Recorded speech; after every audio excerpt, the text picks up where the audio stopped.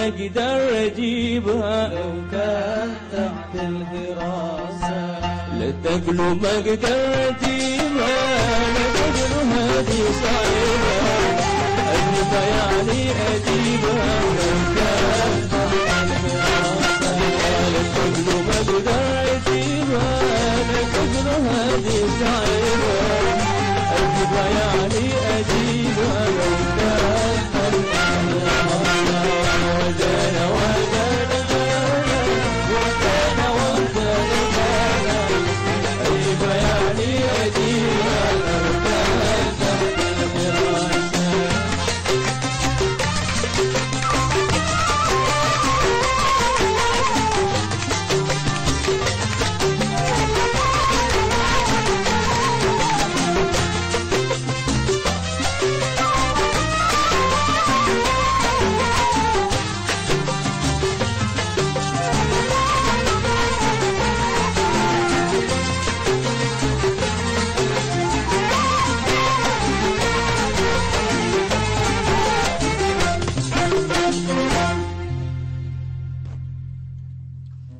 Assalamualaikum warahmatullahi wabarakatuh. Waalaikumsalam warahmatullahi wabarakatuh. Alhamdulillahirabbil alamin, puji syukur senantiasa kita panjatkan kehadirat Allah Subhanahu wa taala atas segala karunia-Nya kepada kita semua.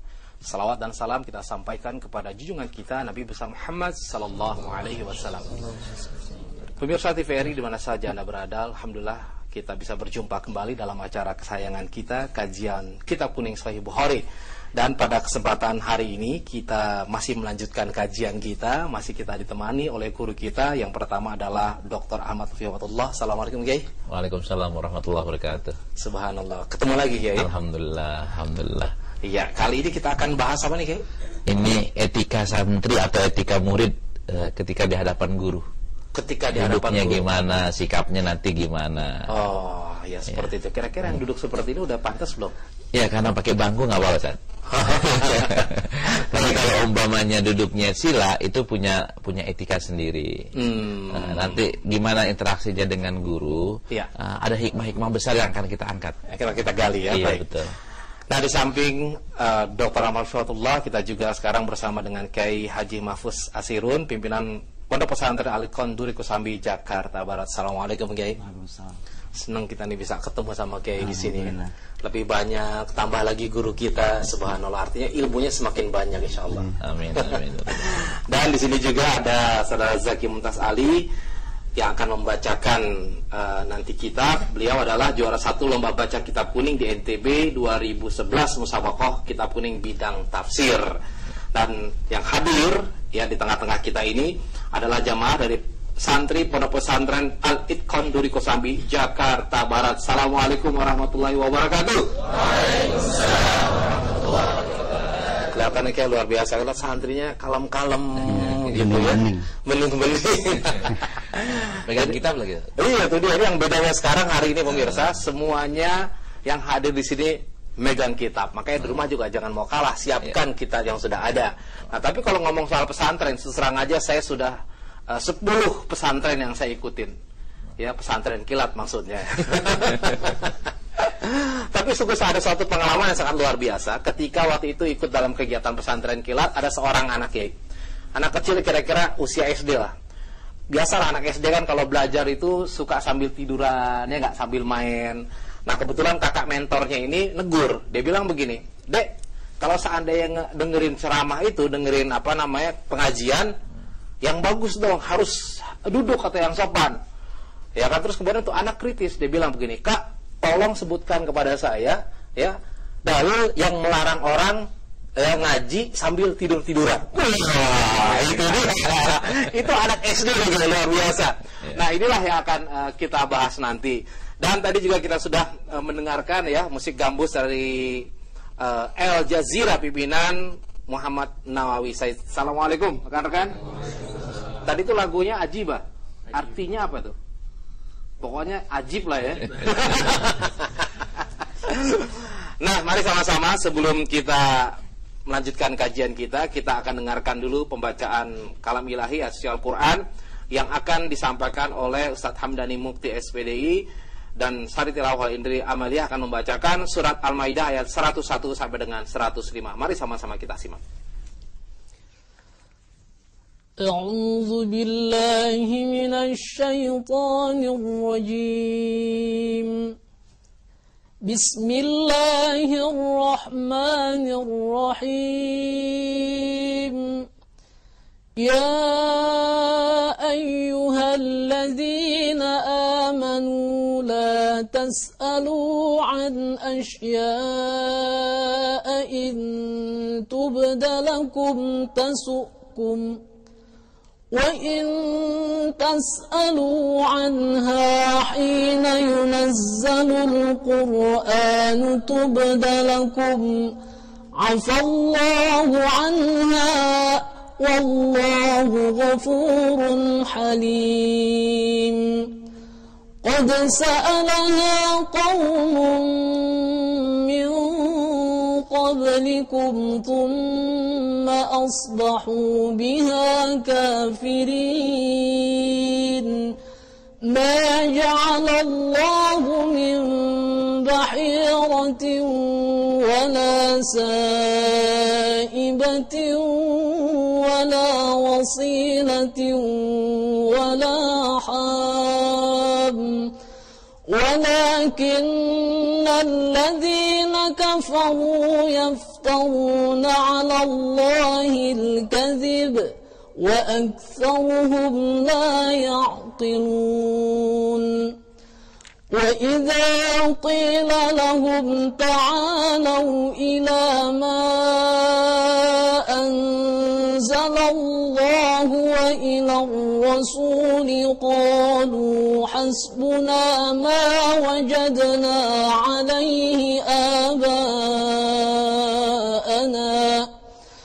أولو كان آباؤهم لا يعلمون شيئا ولا يهتدون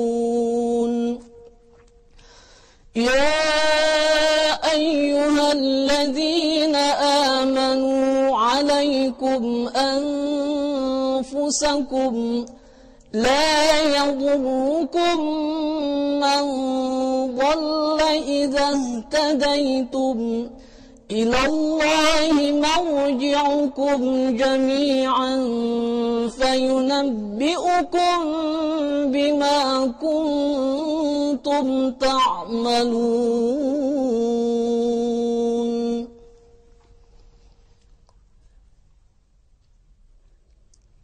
Aku berlindung kepada Allah dari godaan syaitan yang terkutuk.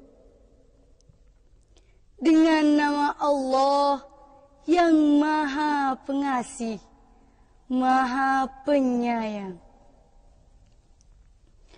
Wahai orang-orang yang beriman, janganlah kamu menanyakan kepada nabimu hal-hal yang jika diterangkan kepadamu justru menyusahkan kamu. Jika kamu menanyakannya ketika Al-Quran sedang diturunkan, niscaya akan diterangkan kepadamu. Allah telah memaafkan kamu tentang hal itu. Dan Allah Maha Pengampun, Maha Penyantun. Sesungguhnya, sebelum kamu telah ada golongan manusia yang menanyakan hal-hal serupa kepada nabi mereka. Kemudian mereka menjadi kafir. Allah tidak pernah mensyariatkan adanya bahirah, saibah, wasilah dan ham. Tetapi orang-orang kafir membuat-buat kedustaan terhadap Allah dan kebanyakan mereka tidak mengerti. Dan apabila dikatakan kepada mereka, marilah mengikuti apa yang diturunkan Allah dan mengikuti Rasul. Mereka menjawab, cukuplah bagi kami apa yang kami dapati dari nenek moyang kami. apakah mereka akan mengikuti juga nenek moyang mereka? Walaupun nenek moyang mereka itu tidak mengetahui apa-apa dan tidak pula mendapat petunjuk. Wahai orang-orang yang beriman, jagalah dirimu, karena orang yang sesat itu tidak akan membahayakanmu apabila kamu telah mendapat petunjuk. Hanya kepada Allah kamu semua akan dikembalikan. Kemudian Dia akan menerangkan kepadamu apa yang telah kamu kerjakan. Sadaqallahul azim. Maha benar Allah dengan segala firman-Nya. Semoga yang membacakan dan kita semua mendapatkan berkah dari Allah Subhanahu wa taala. Baik pemirsa, sebelum kita mulai kajian kita, saya ingin menyampaikan kepada para calon penghuni surga yang ingin masuk surga melalui pintu sedekah, silahkan menyampaikan sedekah sebesar 50.000 per bulan yang insya Allah akan dimanfaatkan melalui untuk gerakan menghidupkan sunnah atau GMS. Ya, programnya diantaranya yang pertama adalah wakaf kitab hadis untuk pesantren dan madrasah, kemudian digitalisasi kajian hadis dan kitab-kitab hadis, kemudian kajian mingguan hadis dan ilmu hadis, pengembangan pusat kajian hadis dan pembangunan pesantren hadis untuk keluarga. Nah, silakan melalui Bank Syariah Mandiri nomor rekening di 703-290-2493 atas nama Yayasan Pusat Kajian Hadis Indonesia. Ya, mudah-mudahan ini sebagai langkah kita yang bisa mengawali ataupun mengantarkan kita masuk kepada surga Allah Subhanahu wa taala. Baiklah, sebelumnya kita akan simak dulu yang berikut ini dan setelah itu kita akan kembali dalam program kita kajian Kitab Kuning Sahih Bukhari.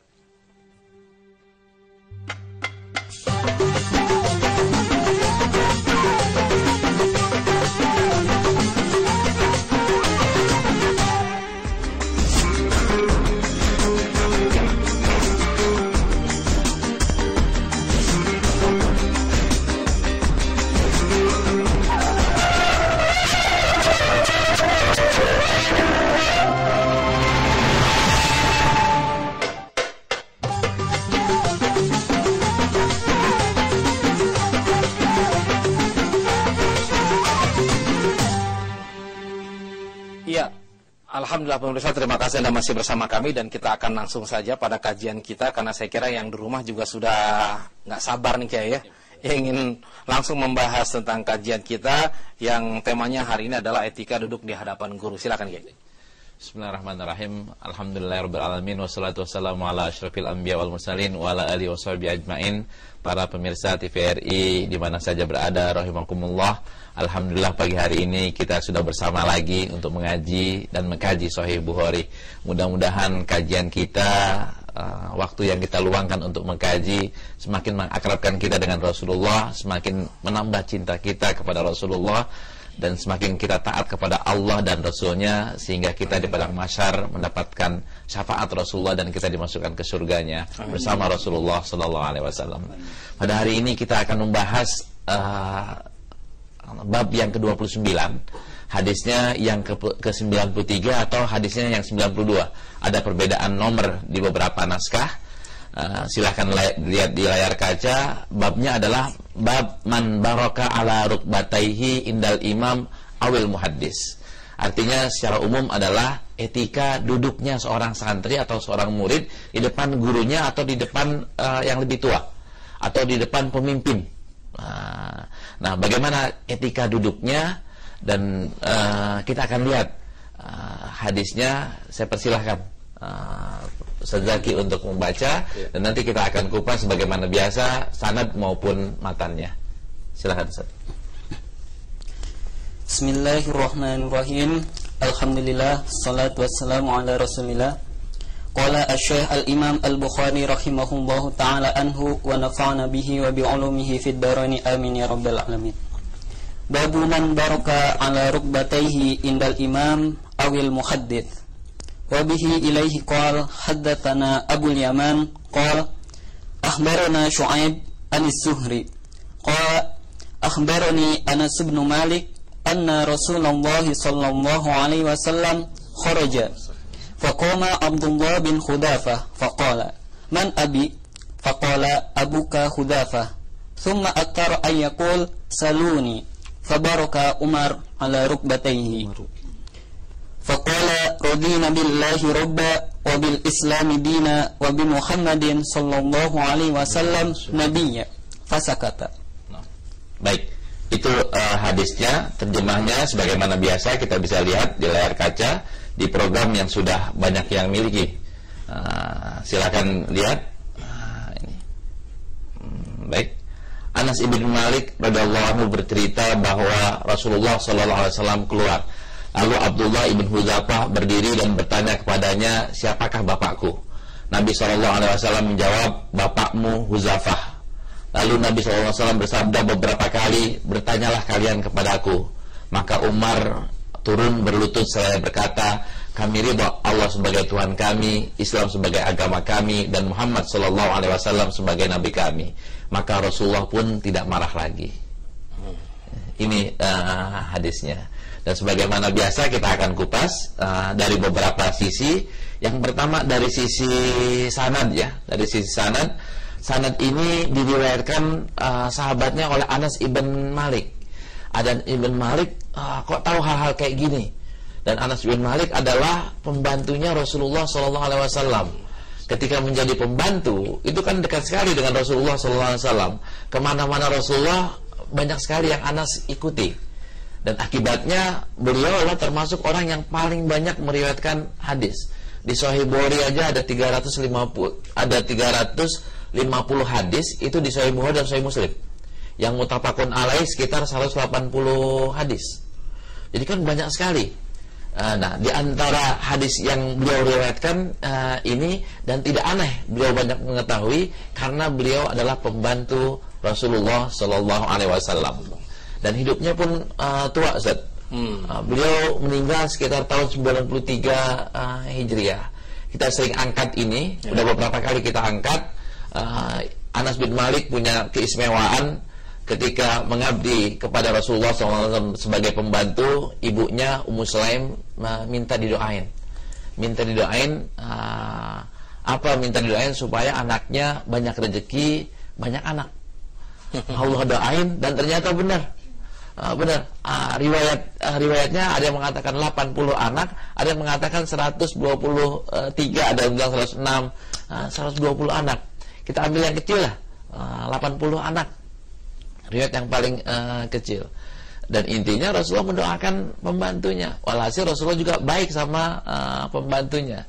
Dan keistimewaan Anas ibn Malik ini, orang-orang panen 1 tahun sekali, beliau kebun kurmanya, kebun anggurnya itu panennya 2 kali. Akibatnya tadi orang panen sekali uangnya cuma segitu, beliau panennya 2 kali. 2 kali karena banyak anak. Di antaranya adalah karena didoakan oleh Rasulullah SAW. Rasulullah mendoakan 2 hal, berkahilah beliau, banyakin anaknya dan banyakin rezekinya. Iya, luar biasa. Itu 80 tadi ya? 80. Dari 1 istri atau? Itu kemungkinan lebih dari 4 orang istri. Ya. Nah, pelajaran yang kita bisa ambil dari Anas bin Malik adalah kita jangan pelit-pelit berdoa saat Rasulullah kepada pembantunya didoain, masa kita kepada anak kita jarang doain? Harusnya anak kita sering doain dong. Berkahi, jadi anak yang pintar, jadi anak yang cerdas, jadi anak yang berbakti. Termasuk kepada murid. Termasuk murid juga doain juga. Ke murid dia kita doain, ke istri juga didoain, Ustaz. Jadi nggak bawel. Ke suami itu juga doain, Bu. Suaminya didoain supaya nggak pelit, supaya pulangnya jangan malam mulu, supaya jangan nongkrong di sana senang, nongkrong di rumah nggak senang. Ya doakanlah yang baik buat suami, bagi ibu-ibu, dan doakanlah yang baik untuk istri. Dan kita sebagai orang tua, kita doakan yang baik buat anak kita. Yang guru, doakan yang baik untuk santrinya. Dan jangan lupa untuk sering-sering berdoa. Ini yang kita bisa ambil dari Anas ibn Malik. Dari hadisnya kayak gimana? Nah, kan ceritanya Rasulullah nih keluar nih. Rasulullah kalau keluar itu saat nggak sendiri, saat. Ya. Ada yang ngawal. Ngawal itu kalau nggak Anas bin Malik atau Abu Hurairah atau Thauban ya pembantunya yang lain atau Abu Sa'id Al-Khudri, itu sering Rasulullah keluar bersama beberapa orang sahabatnya. Nah, yang merekam ini sekarang ini adalah Anas bin Malik. Ketemu siapa di sini? Ketemu Abdullah. Abdullah nanya, siapa bapak saya? Rasulullah menjawab, Huzafah. Terus ada yang nanya lagi, siapa bapak saya? Nah, Rasulullah agak sedikit marah, Ustaz. Agak sedikit marah karena jangan terlalu banyak nanya. Kalau nanya sekali, 2 kali, oke, 3 kali oke, tapi jangan terlalu banyak nanya. Tadi ayat yang dibacakan, la tas'alu an asya'a in tubdalakum tasukum. Jangan terlalu banyak nanya, nanti kalau ada yang kita tahu nanti jadi jelek. Contoh yang paling banyak nanya adalah orang Yahudi. Dan orang Yahudi itu banyak nanya tapi banyak nggak ngerjain. Hasilnya jadi Allah marah. Nah, di sini juga Rasulullah kelihatannya marah. Akhirnya Umar yang bereaksi. Umar tahu Rasulullah udah agak sedikit marah. Umar duduk. Nah, duduknya inilah yang diambil oleh Imam Bukhari sebagai bab. Bab bagaimana etika seorang kepada imam atau kepada muhaddis atau kepada guru. Nah, fabaroka artinya duduknya duduk seperti, mohon maaf nanti kita bisa contohin ya, atau saya boleh manggil seorang santri untuk duduk di sini. Nanti kameranya bisa lihat siapa salah seorang santri, boleh maju. Ya, silakan yang mau jadi volunteer. Ya, silakan maju ke depan, duduk di depan sini. Ada pesanan menghadap ke kamera. Ya, duduknya. Nah, duduknya seperti ini. Inilah etika duduk ketika mengaji. Waktu Rasulullah mengaji dengan Jibril alaihissalatu wassalam, ya duduknya kayak begini. Sampai dengkulnya pakai ya, bersentuhan dengan dengkulnya Jibril. Nah, cara duduknya kayak begini. Kalau duduknya sila nggak boleh, Ustaz. Duduknya sila ntar pakai boleh tambahin nih. Kalau sila kayak gimana? Apalagi kalau angkat kaki gimana?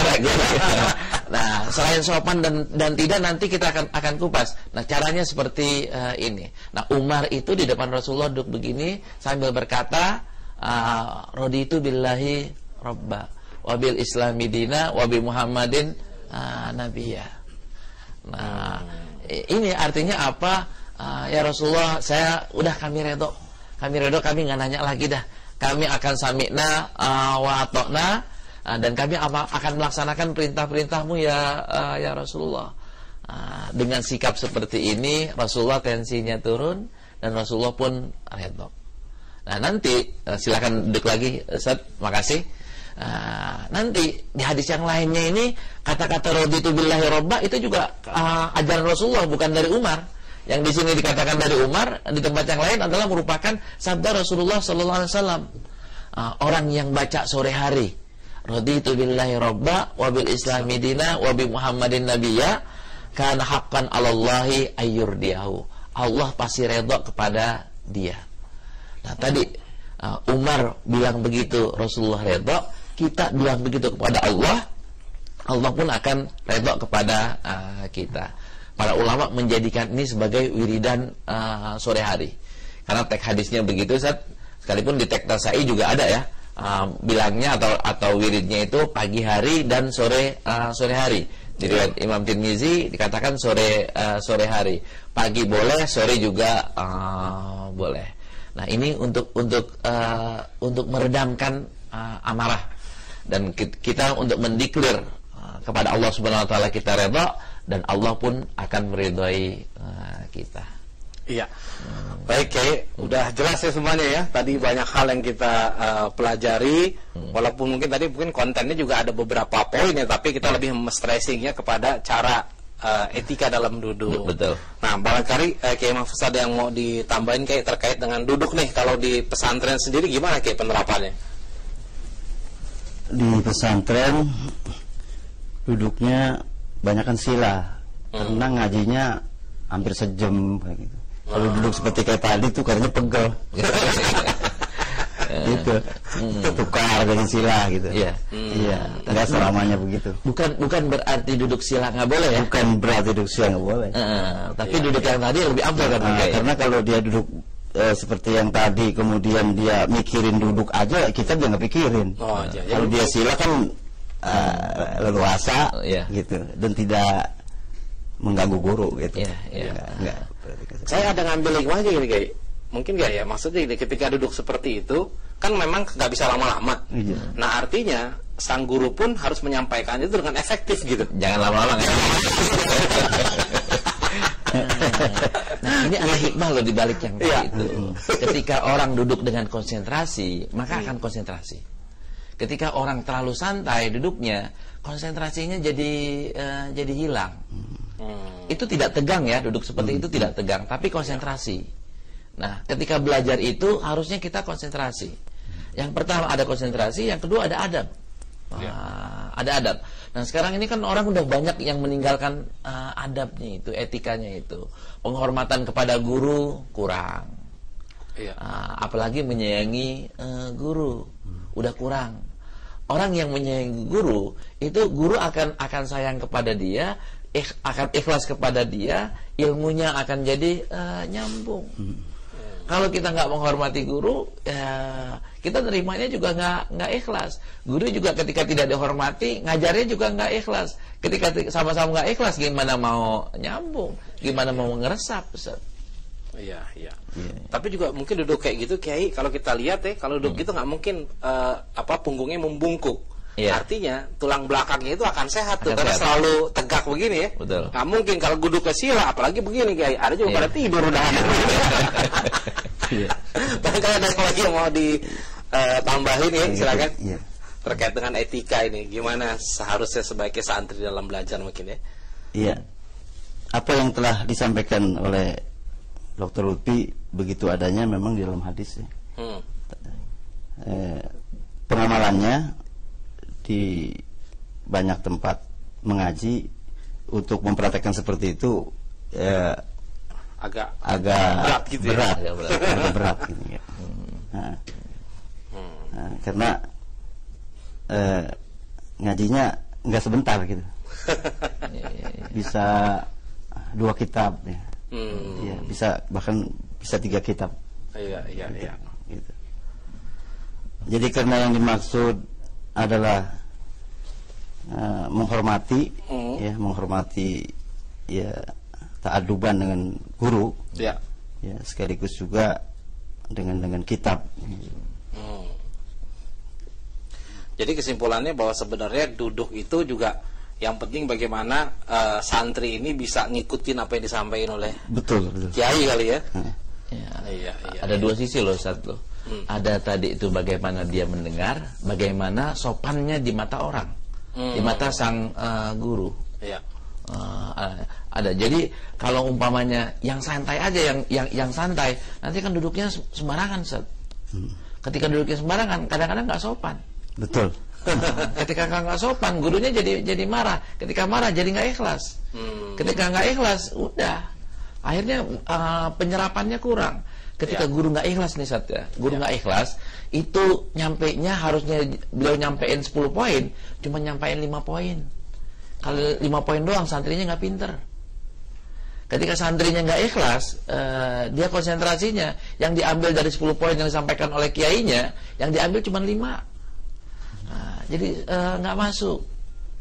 Ini mungkin hikmah dibalik kenapa kok Imam Bukhari ngambil tema ini diulang 11 kali oleh Imam Bukhari. Hadis yang tadi itu 11 kali diulang. Beliau tanda kutip memaksakan untuk memasukkan ini ke bab ilmu. Kenapa? Karena pentingnya etika duduk di depan guru. Iya, jadi sebenarnya etika duduk itu di samping juga memang supaya bisa lebih konsentrasi, juga penghargaan. Betul. Terhadap ini. Nah, tapi berarti kalau yang kondisi sekarang kan apalagi udah mulai pakai bangku. Gila tuh gimana tuh, kayak? Iya, pakai bangku boleh. Yang lain kan tarik ke yang lain. Tadi kan kepengennya konsentrasi.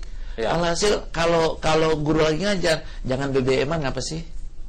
Jangan SMS-an ngapa sih? Sekarang nih kalau kita ngajar nih, saya ngajar nih di kampus mana gitu, kampus mana atau di pengajian mana, di masjid mana gitu, banyak banget yang ngaji juga, nge-SMS juga, mana mau masuk, Ustaz? Ngaji juga ngelihat kanan kiri juga konsentrasi nggak konsen. Kalau mau belajar tanpa konsentrasi susah untuk masuk. Apalagi belajar tanpa penghormatan kepada si sumber ya. Yaitu guru. Kan ilmu itu nurun. Ketika Imam Syafi'i susah ngapalin itu, beliau kan ngadu tuh ke gurunya. Syakautu ila waqi'i su'ahibzi wa akhbarani bitarkil ma'asi wa akhbarani bi annal ilma nurun wa nurullah la yubdalil asi. Kan gitu. Ilmu itu cahaya. Cahaya ini nggak bakal dapat buat orang yang nggak punya etika. Cahaya ini nggak bakal dapat buat orang yang nggak kurang peduli. Ya. Nah, Imam Bukhari jadi imam itu karena begitu peduli, begitu menghormati ilmu. Imam Nawawi begitu juga, Imam Syafi'i begitu juga, Imam Malik begitu juga. Bahkan Imam Malik ini susah kita ngikutin ya. Imam Malik kalau mau meriwayatkan hadis itu pakai mandi dulu, Ustaz. Pakai mandi dulu, pakai wudu jelas ya, baru berani meriwayatkan hadis. Kita pakai celana kolor, pegang kitab hadis, gimana mau jadi berkah? Atau sambil dengerin musik, pegang kitab hadis, gimana mau berkah? Ini kan nggak berkah. Nah, kalau mau jadi imam-imam besar seperti beliau-beliau itu, nah ayo kita hormati ilmu yang kita pelajari, kita beretika baik kepada yang mengajarkan kita.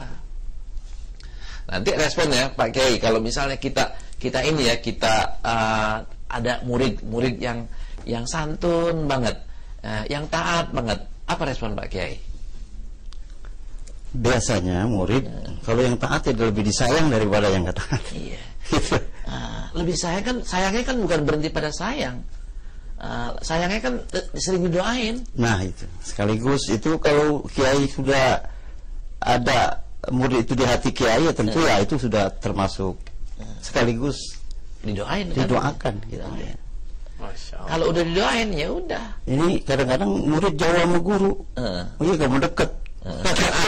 Harusnya kan kayak Nabi tuh ya. Bisa adu dengkul dengan murid. Iya. Kecuali yang perempuan kayak.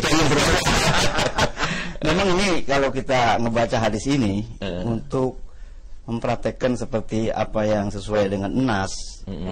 Misalnya hadis Jibril itu kan ngadu dengkul. Iya betul. Kemudian juga ketika Mi'raj pakana qoba qausaini au adna. Ini udah salah sebetulnya ini juga kalau mau turutin hadis banget begitu. Kalau bukan dibawa dengan pemahaman yang penting itu kita ada ta'zim.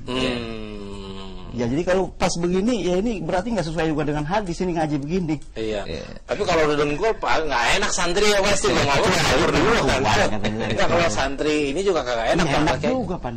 Jadi hadis ini ya tidak dimanakan dengan sempit bahwa mesti seperti itu.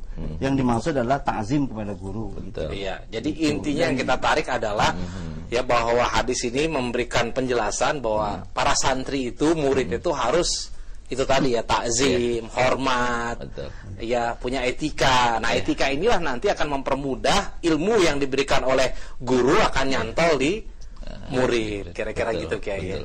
Dan ketika kita menghormati guru, kita juga menghormati ilmunya saat kita menghormati ilmunya, nyambungnya ke kita tuh enak. Ya. Enak. Masya Allah, luar biasa. Jangan kan gitu dilaguin anak-anak juga ada hormati guru, mudah sayangi teman, itu aja udah pasti ya nggak? Ajakan untuk menghormati guru. Nah, bagaimana selanjutnya? Nanti akan kita bahas lagi dan juga akan kita berikan kesempatan ya kepada santri untuk bertanya. Tetap bersama kami dalam kajian Kitab Kuning Sahih Bukhari.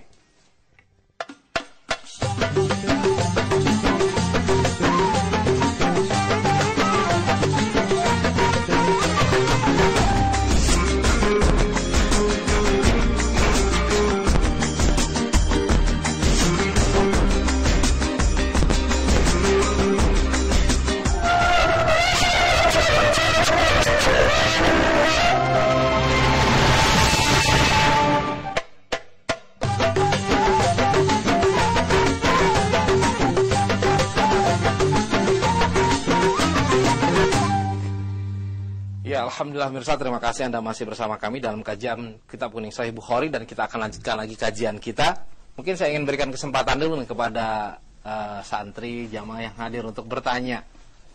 Silakan kalau ada yang mau bertanya. Iya, yang di belakang satu. Siapa lagi? Yang perempuan juga boleh loh. Kalau ada yang mau ditanyain, bagaimana mungkin etika yang harus sebaiknya seperti apa gitu. Ya, silakan. Baru ada di belakang? Ya, baru satu. Silakan. Bismillahirrahmanirrahim. Saya ingin bertanya kepada Dr. Lutfi Fatullah.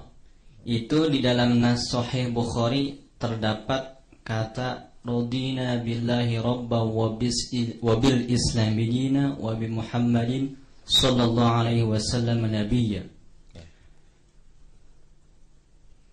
Apakah ada riwayat lain dari lafaz Radina billah wa bil islami dina wa bi Muhammadin nabiyya memakai raditu?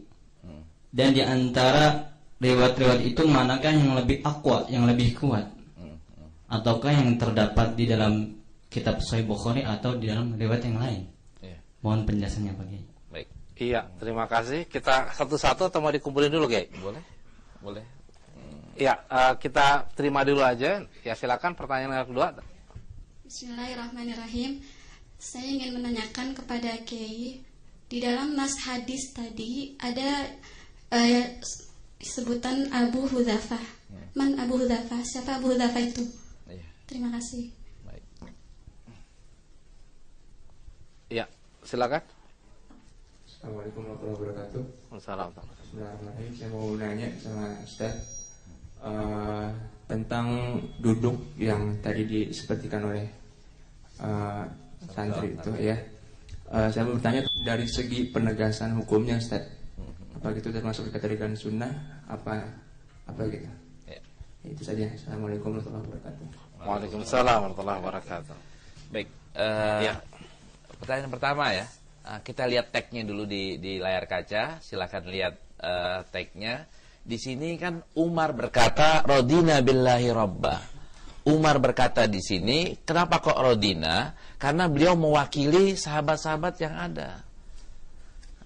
Artinya kami cukup gitu loh ya Rasulullah, kami nggak nanya lagi dah, kami udah redho kok dengan apa yang engkau jawab.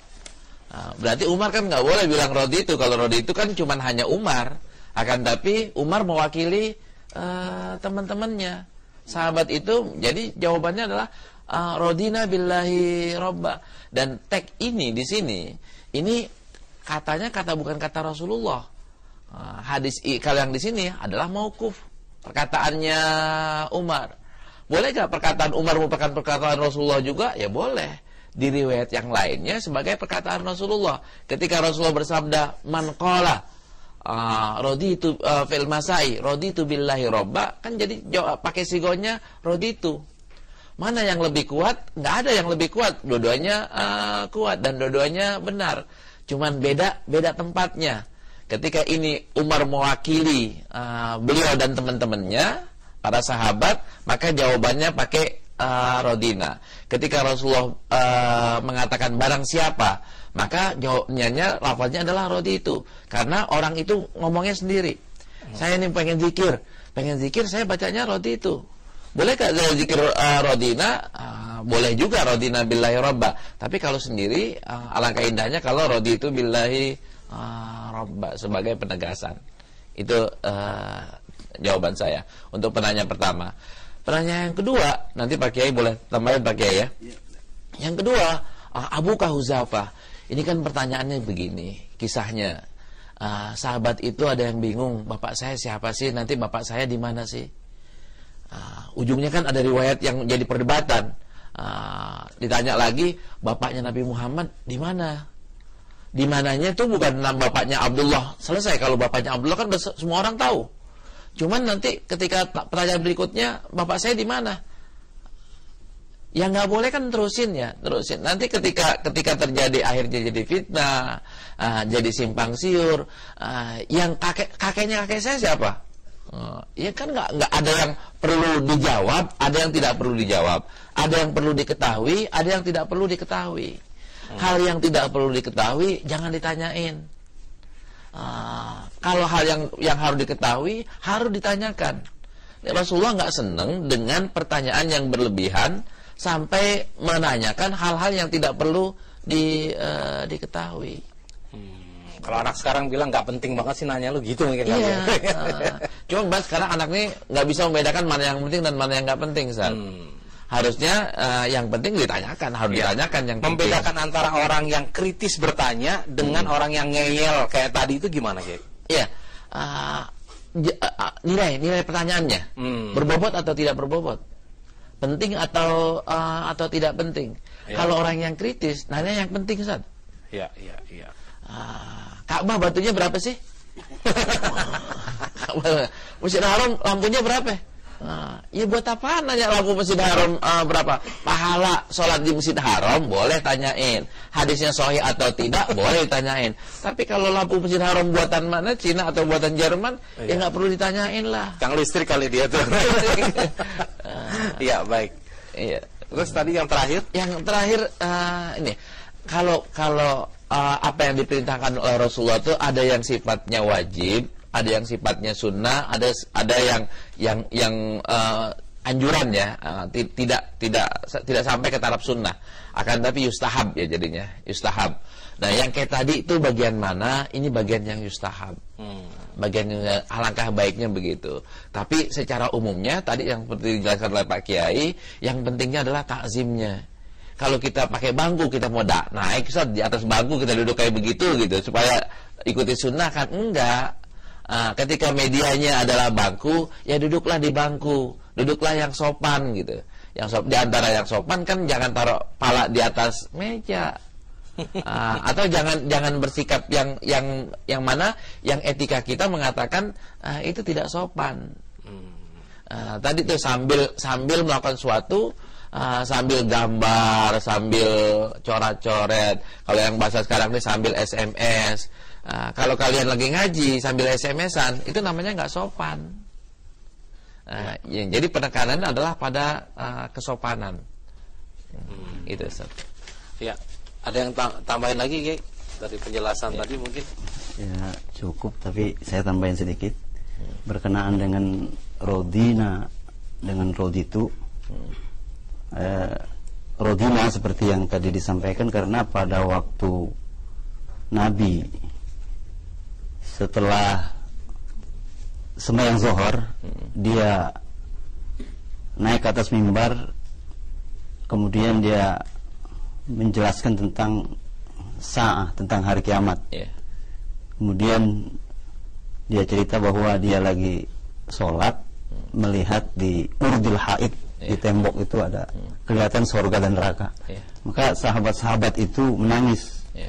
Lalu Nabi bersabda, man ahabba ayas'ala syai'an,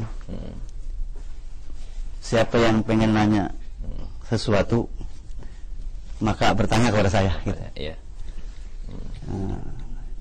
Maka siapa yang bertanya kepada saya akan kabarkan, saya akan beritahu selama saya masih ada di tempat ini gitu.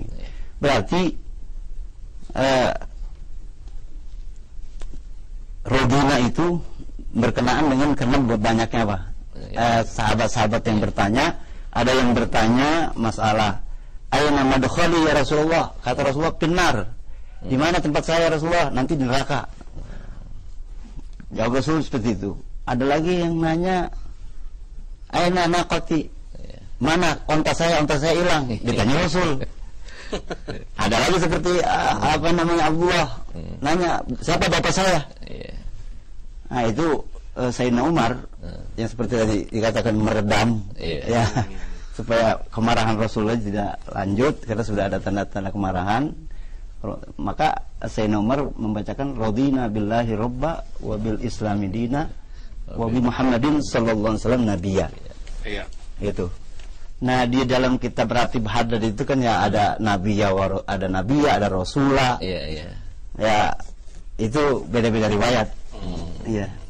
Beda-beda riwayat. Di sini dalam Irsyadus Sari, yaitu Sahih Bukhari, pakai raditu billahi robba wa bil islami dina wa bi Muhammadin nabiyya.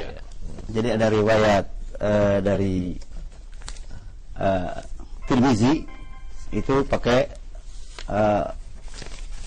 raditu billahi rabban wa bil islami dinan wa bi Muhammadin sallallahu alaihi wasallam nabiyya. Riwayat Abi Daud dan Nasa'i lainnya, raditu billahi rabba wa bil islami dina wa bi Muhammadin sallallahu rasulah.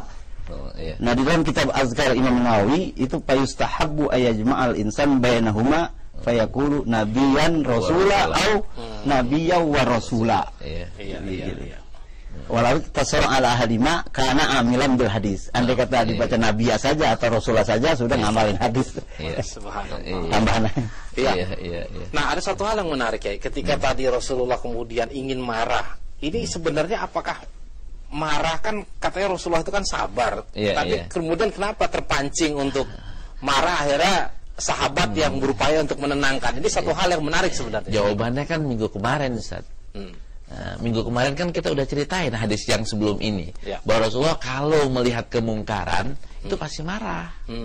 Cuman marahnya nggak sampai lempar gelas nih, nggak sampai. Tapi temperatur ngomongnya udah naik, terus mukanya udah agak sedikit merah. Itu. Nah, ini ketika mungkar. Di antara kemungkaran adalah kalau santri atau kalau sahabat itu nanyanya nggak keburu lagu, kalau orang Mutawa bilang. Nanyanya yang nggak perlu ditanyakan, ditanyakan. Nah, kalau itu Rasulullah marah tuh. Kalau yang nggak perlu. Kalau yang kemarin kan kita katakan ada orang nih cerita di masjid sana, itu lama banget sholatnya. Jadi saya jadi ketinggalan, mau kemana saya ketinggalan. Rasulullah kan marah besar tuh. Ini mau biar orang kabur, biar orang pada nggak mau sholat jamaah nih. Imamnya kelamaan. Rasulullah marah nih. Karena kalau imamnya kelamaan di tempat yang tidak pas, orang pada nggak mau sholat ke masjid. Kan Rasulullah kalau misalnya sholat kalian jadi imam, sholatlah dengan standar makmum, jangan pakai standar diri sendiri. Sholat makmum apa? Makmum itu ada yang pengen cepet-cepet, ada yang sakit, emang ada yang udah harus pakai tongkat ya, kelupaan bawa tongkat. Ada yang lagi kepengen pedagang pengen buka tokonya lagi. Ya udah pakai standar yang umum. Nah, terus ini kaitannya dengan perempuan barangkali Kiai. Kan sekarang kalau kita lihat pengajian tuh kebanyakan ibu-ibu dan kebanyakan juga gurunya adalah laki-laki gitu ya. Nah, sebenarnya bagaimana sih pengaturannya, duduknya? Apakah samping-samping begini atau depan belakang gitu, atau pakai tabir? Nah, itu gimana ya? Sebenarnya untuk pengajian ibu-ibu nih ntar nih tema kita minggu besok, Ustaz. Minggu besok temanya itu. Kalau sekarang kita bahasnya soal etikanya aja ya. Etikanya. Zaman Rasulullah SAW, Rasulullah punya majlis taklim khusus untuk ibu-ibu. Ini kita akan bahas besok. Nah, kalau waktu Aisyah meriwayatkan hadis, itu Aisyah selalu ponakannya yang jadi perantaranya. Urwah biasanya, atau Urwah yang selalu menjadi perantaranya. Jadi kalau orang-orang mau nanya sama Aisyah, itu akan dibawa ponakannya Aisyah nih. Biar ntar yang bukain pintu atau yang Aisyah mengajarkannya di balik tabir. Tapi ini khusus untuk istri Rasulullah SAW. Ketika Rasulullah bersama para kaum ibu, itu tidak pakai tabir, Ustaz. Pakai langsung. Nah, gimana kenyataan sekarang ini? Kalau pengalaman saya di Syria, itu pengajian itu kalau diikuti laki dan perempuan itu dipisah. Masjidnya tingkat, perempuan di atas, lakinya di bawah. Di kampus gimana? Di kampus Universitas Damaskus itu dosennya besar, dipisah, laki sebelah kanan, perempuan sebelah kiri. Di Jordan itu laki-laki di depan, perempuan di belakang. Memang tidak dicampur aduk sebelah-sebelahan. Nah, ini mungkin etikanya itu. Iya. Baik, ada lagi Kiai? Kelihatannya mau ada yang disampaikan. Kalau di pesantren ini ya ada rubatiyah, ngajian, ada juga sekolah pagi ya formal. Itu kelas laki sama kelas perempuan dipisah. Terus yang ngajar juga ini ada. Yang ngajar ya laki, ada juga yang perempuan. Nah. Iya, baik. Nah, kalau kita lihat Pak Dokter ya. Khairu sufur rijal awwaluha wa syarru khairu sufur rijal awwaluha. Syarru sufur nisa awwaluha. Jadi laki depan, perempuan belakang gitu. Iya. Kalau pakai tirai atau tidak, lagi Nabi sholat jamaah bersama sahabat di belakang kan perempuan nggak pakai tirai. Iya, nggak pakai tirai gitu. Pakai tirai, ya, betul. Itu kalau menimbulkan fitnah ya itu perlu adanya. Baik. Tapi kalau fitnah, kalau banyak orang begini ya, fitnah itu kan muqaddimatul jima' ya. Iya. Tidak, mungkin tidak bisa lah kalau banyak jamaah seperti ini. Kalau privat gurunya laki, bujangan lagi. Yang diajarin cewek berdua, yaitu fitnah. Baik. Nah, barangkali di akhir ini ada yang mau disampaikan, Kiai, silakan. Iya. Mari sama-sama yang kebetulan mahasiswa atau kebetulan pelajar, mari sama-sama kita hormati guru kita. Kita bersopan santun kepada mereka, selain juga kita bersopan santun kepada orang tua kita. Hormati gurumu, sayangi teman, itu benar. Itu perkataan bahkan ajaran dari Rasulullah Shallallahu Alaihi Wasallam. Hormati gurumu dan sayangi temanmu. Itu ajaran Rasulullah SAW. Nah, mari sama-sama kita melaksanakan ajaran Rasulullah dengan menghormati guru, menghormati orang tua, menyayangi orang tua, menyayangi teman kita, dan menghormati juga teman kita. Subhanallah. Jadi lagu itu sebenarnya sumbernya dari hadis juga ya, hormati guru, sayangi teman, itu tandanya kamu murid budiman gitu. Betul. Baik. Nah, pemirsa, satu hal yang menarik ya, kalau kita saja tuh ada nama, kalau di ilmu makan itu ada table manner. Jadi orang tuh harus diatur bagaimana makan, ya kan? Padahal kan kalau pikiran makan apa sih, tinggal makan doang. Tetapi betul-betul mereka tuh tangan tidak boleh nempel di kursi dan segala macam. Makan aja, yang untuk kebutuhan perut aja ada aturannya. Betul. Nah, jadi janganlah kita itu merasa a priori. Justru ya belajar ilmu ini yang mau diisi adalah pikiran yang lebih tinggi daripada makan. Harus ada etika yang kita jalankan. Kira-kira gitu, Kiai. Iya. Nah, itu kan baru langkah ya. Bab kita kan berurut. Artinya murid itu disuruh persiapan diri, disuruh membersihkan diri, disuruh berdoa dulu. Nanti muqaddimahnya ada, tengahnya ada, penutupnya juga ada. Ini baru bab etikanya doang. Tapi artinya etikanya inilah yang akan mengantarkan berikutnya. Ibaratnya kalau kita ingin belajar itu, kalau pesawat terbang, sediakan dulu landasannya, baru pesawat akan turun. Kalau tidak ada landasannya, etikanya, bagaimana ilmunya akan turun? Nggak akan mungkin kayaknya. Mesinnya juga penting. Mesinnya itu artinya hati itu harus bersih, karena ilmu nurun, cahaya Allah. Kalau kagak hatinya nggak bersih, ilmu nggak sampai. Mentok ya. Balik. Oke, terima kasih. Nah, di akhir sebelum kita tutup, saya ingin mengingatkan kepada Anda yang ingin menjadi penghuni surga lewat pintu sedekah, silakan menyampaikan sedekahnya ke Bank Syariah Mandiri dengan nomor 703-290-2493 atas nama Yayasan Pusat Kajian Hadis Indonesia, yang insya Allah program tersebut akan dimanfaatkan untuk gerakan menghidupkan sunnah atau GMS, yang ada beberapa poin, diantaranya adalah wakaf kitab hadis untuk pesantren dan madrasah, digital hadis, kajian hadis dan kitab-kitab hadis, kemudian kajian mingguan hadis dan ilmu hadis, serta pengembangan pusat kajian hadis dan pembangunan pesantren hadis untuk keluarga. Insya Allah kita akan berjumpa kembali minggu depan. Mohon maaf bila ada hal-hal yang kurang berkenan. Mari sama-sama kita tutup dengan doa penutup majelis. Subhanakallahumma wa bihamdika asyhadu an la ilaha illa anta astaghfiruka wa atubu ilaik. Wabillahi taufiq wal hidayah. Assalamualaikum warahmatullahi wabarakatuh.